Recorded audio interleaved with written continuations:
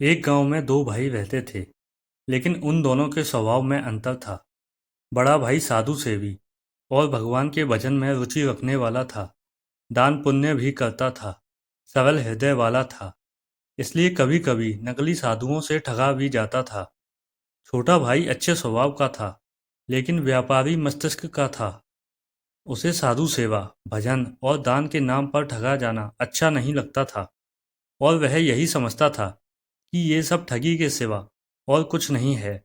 और वो बड़े भाई के कार्यों से भी सहमत नहीं था। बहुत ज़्यादा विरोध तो नहीं करता था, पर समय समय पर अपनी असहमति प्रकट करता और असहयोग तो करता ही था।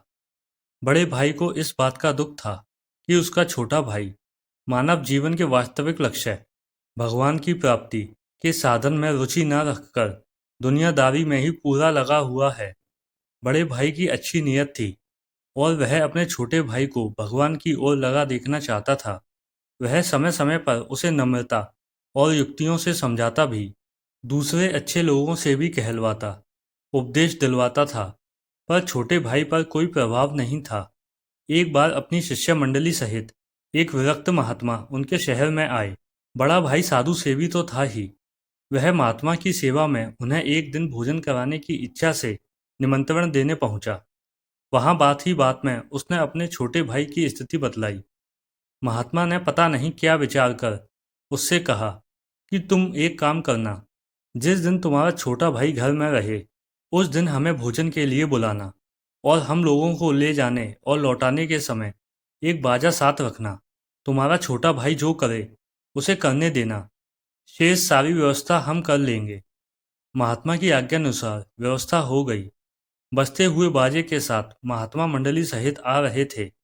घर में उस दिन ज्यादा रसोई बनते देखकर और घर के समीप ही बाजे की आवाज सुनकर छोटे भाई को कुछ संदेह हुआ, और उसने बड़े भाई से पूछा कि रसोई किस लिए बन रही है और अपने घर की ओर बाजे के साथ कौन आ रहा है।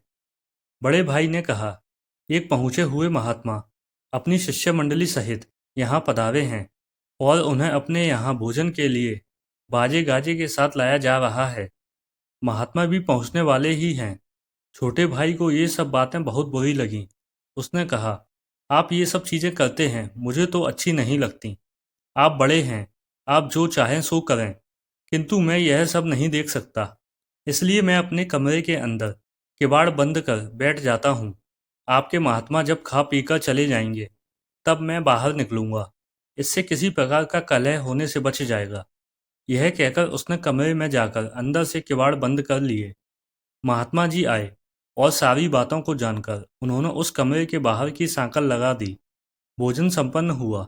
तत्पश्चात महात्मा जी ने अपनी सारी मंडली को बाजे के साथ लौटा दिया, और स्वयं उस कमरे के दरवाजे के पास खड़े हो गए। जब लौटते हुए बाजे की अंदर से आवाज़ सुनी, तब छोटे भाई ने समझा कि अब सब लोग चले गए हैं।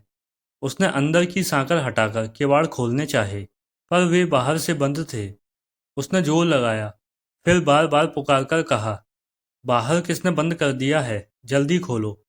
महात्मा ने किवाड़ खोले, और उसके बाहर निकलते ही बड़े जोर से उसके हाथ की कलाई को पकड़ लिया। महात्मा में ब्रह्मचर्य का बल था, वह चेष्टा करके भी हाथ नहीं छुड़ा सका। महात्मा ने हंसते हुए कहा, भैया हाथ छुड़वाना है तो मुंह से राम कहो। उसने आवेश में कहा, मैं यह नाम नहीं लूंगा। महात्मा बोले, तो फिर हाथ नहीं छूटेगा। क्रोध और बल का पूरा प्रयोग करने पर भी जब वह हाथ नहीं छुड़ा सका, तब उसने कहा, अच्छा राम, छोड़ो हाथ जल्दी और भागो यहाँ से। महात्मा मुस्कुराते हुए यह कहकर बाहर निकल गए कि तुमने राम कहा तो बड़ा अच्छा किया, पर मेरी एक बात याद रखना, इस राम नाम को किसी भी कीमत पर कभी बेचना नहीं। इस घटना के होने के बाद समय गुजरता गया, और बहुत समय गुजरने पर बड़े भाई की मृत्यु हो गई। उसके कुछ दिन बाद छोटे भाई की भी मृत्यु हो गई।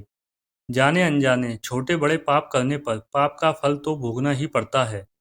मरने के पश्चात छोटे भाई की आत्मा को यमलोक में ले जाया गया, और वहां कर्म का हिसाब किताब देखकर बताया गया कि इस जीव ने मनुष्य योनि में केवल साधु अवज्ञा और भजन का विरोध ही नहीं किया, और भी बड़े बड़े पाप किए हैं, पर इसके द्वारा एक बड़ा भारी महान कार्य भी हुआ है।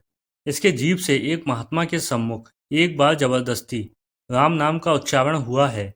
यमराज ने यह सुनकर मन ही मन उस एक बार राम नाम का उच्चारण करने वाले के प्रति श्रद्धा प्रकट की और कहा, इस राम नाम के बदले में जो कुछ चाहे सो ले लो, उसके बाद तुम्हें पापों का फल भोगना पड़ेगा।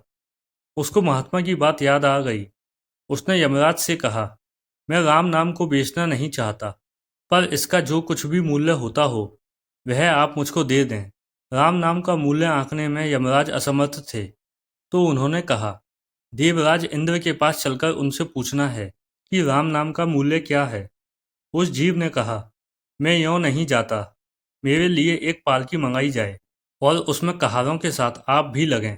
उसने यह सोचा कि राम नाम का मूल्य जब ये नहीं बता सकते, तब अवश्य ही वह बहुत बड़ी चीज है और इसकी परीक्षा इसी से हो जाएगी कि ये पालकी ढोने वाले कहार बनते हैं या नहीं। उसकी बात सुनकर यमराज सकुचाए तो सही, पर सारे पापों का तुरंत नाश कर देने वाले और मन बुद्धि से अतीत फलदाता भगवान नाम के लेने वाले की पालकी उठाना अपने लिए सौभाग्य समझकर वे पालकी में लग गए। पालकी स्वर्ग पहुंची। देवराज इंद्र ने स्वागत किया और यमराज से सारी बात जानकर कहा, मैं भी राम नाम का मूल्य नहीं जानता, ब्रह्मा जी के पास चलना चाहिए। उस जीव ने निवेदन किया, यमराज के साथ आप भी पालकी में लगें तो मैं चलूं। इंद्र ने उसकी बात मान ली और यमराज के साथ पालकी में वे भी जुट गए। ब्रह्मलोक पहुंचे और ब्रह्मा ने भी राम नाम का मूल्य आंकने में अपने को असमर्थ पाया और उसी जीव के कहने पर वे भी पालकी में जुट गए। उनकी राय भगवान शंकर के पास जाने की रही, इसलिए वे पालकी लेकर कैलाश पहुंचे। भगवान शंकर ने ब्रह्मा, इंद्र और यमराज को पालकी उठाए आते देखकर बड़ा आश्चर्य प्रकट किया। पूछने पर सारी बातें उन्हें बताई गईं। शंकर जी बोले, भाई मैं तो दिन रात राम नाम जपता हूँ, उसका मूल्य आंकने की मेरे मन में कभी कल्पना ही नहीं आती। चलो वैकुंठ, ऐसे महाभाग्यवान जीव की पालकी में मैं भी लगता हूँ।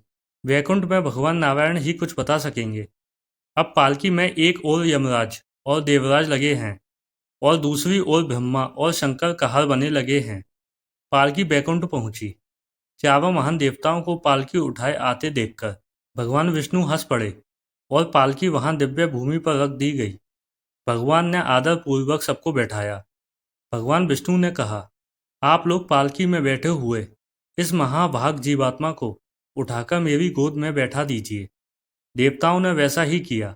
उसके पश्चात भगवान विष्णु के पूछने पर भगवान शंकर ने कहा, इसने एक बार परिस्थिति से बाध्य होकर राम नाम लिया था।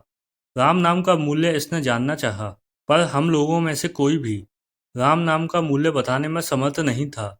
इसलिए हम लोग इस जीव की इच्छा अनुसार पालकी में लगकर आपकी सेवा में उपस्थित हुए हैं। अब आप ही बताइए कि राम नाम का मूल्य क्या होना चाहिए। भगवान विष्णु ने मुस्कुराते हुए कहा, आप सभी महान देव इसकी पालकी ढोकर यहाँ तक लाए और आप लोगों ने इसे मेरी गोद में बैठाया। अब यह मेरी गोद का नित्य अधिकारी हो गया। राम नाम का पूरा मूल्य तो नहीं बताया जा सकता, पर आप इसी से मूल्य का कुछ अनुमान लगा सकते हैं। आप लोग अब लौट जाइए। एक बार लिए हुए राम नाम का विष्णु भगवान के द्वारा इस प्रकार महान मूल्याभास पाकर शंकरादि देवता लौट गए। एक विरक्त संत ने यह कथा लगभग 10 वर्ष पूर्व कलकत्ते में सुनाई थी। घटना का उल्लेख किस ग्रंथ में है ये तो पता नहीं है, पर भगवान नाम की महिमा का इसमें जो वर्णन आया है वह वास्तव में यथार्थ लगता है। घटना चाहे काल्पनिक हो, पर महिमा तो सत्य है ही।